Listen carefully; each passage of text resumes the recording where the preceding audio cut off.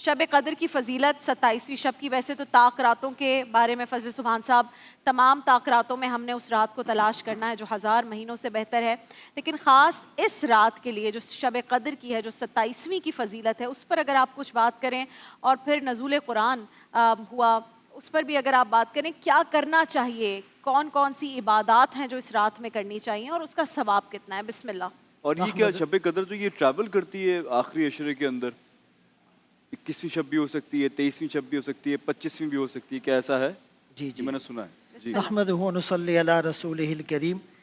دیکھیں، لیلۃ القدر یہ نص قرآنی سے ثابت ہے اور احادیث صحیحہ میں بھی اس کے فضائل وارد ہوئے ہیں۔ لیلۃ القدر کو لیلۃ القدر کیوں کہا جاتا ہے؟ قدر کا ایک مطلب قدر والی رات، اور دوسرا مطلب کہ جو اس رات میں عبادت کرتا ہے وہ بھی قدر و منزلت والا ہو جاتا ہے۔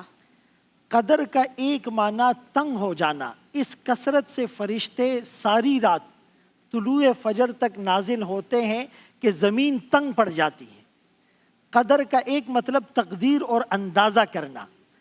امام قرطبی رحمہ اللہ نے الجامع القرآن میں لکھا ہے کہ شب برات کے اندر فرشتوں کو جو احکامات ہیں اللہ پاک فیصلہ فرماتے ہیں، کون پیدا ہوگا، کس کا انتقال ہوگا، کس کا رزق کتنا ہوگا، اور لیلۃ القدر میں وہی فیصلے فرشتوں کے حوالے کر دیے جاتے ہیں۔ قرآن کریم میں سورۃ القدر کے علاوہ انا انزلناہ فی لیلۃ مبارکہ، اس کو برکت والی رات بھی قرار دیا گیا۔ یہ لیلۃ القدر ہمیں ملی کس کی برکت سے؟ رسول اللہ صلی اللہ علیہ وسلم جو اس امت کے لیے انتہائی شفیق اور مہربان، عزیز علیہ ما عنتم، تمہاری مشقتیں ان پر گراں گزرتی ہے، حریص علیکم بالمؤمنین، مومنوں کے لیے بہت زیادہ فکر مند رہنے والے، اتنا فکر مند رہنے والے فَلَعَلَّكَ بَاخِعٌ نَفْسَكَ عَلَىٰ آثَارِهِمْ إِن لَّمْ يُؤْمِنُوا بِهَذَا الْحَدِيثِ أَسَفًا، کہ آپ اپنے آپ کو مشقت میں ڈالنے والے ہیں اس غم میں کہ یہ لوگ مسلمان کیوں نہیں ہوتے۔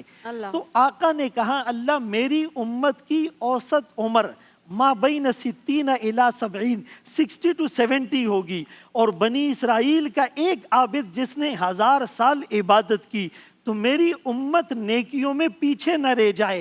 اس غم اور کڑن پر اللہ نے یہ رات دی، فرمایا خیر من الف شہر، جو 1000 مہینوں کے برابر نہیں، 1000 مہینوں سے بہتر ہیں، 83-84 سال سے بہتر ہیں۔